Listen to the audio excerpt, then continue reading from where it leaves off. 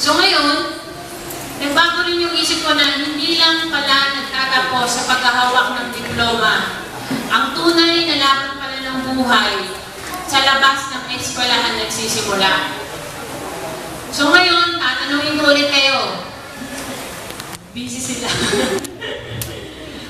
Sino-sino yung mga nangarap at nangangarap na magkaroon ng diploma?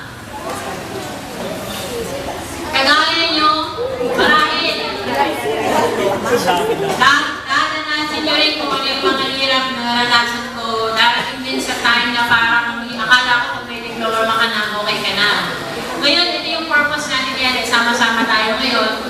Inipitahan natin yung mga dating nagkaka-free. Kagaya na natin yung batak-batak ko sa ka-free, lumuhog, naglalaro ng piko, lahat din.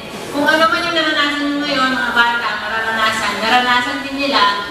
At sila yung sinasabi natin na naging matagumpay sa kanilang paraan. Hindi ibig sabihin na matagumpay may sariling bahay, may sariling sasakyan. Matagumpay sa kanilang sariling definisyon.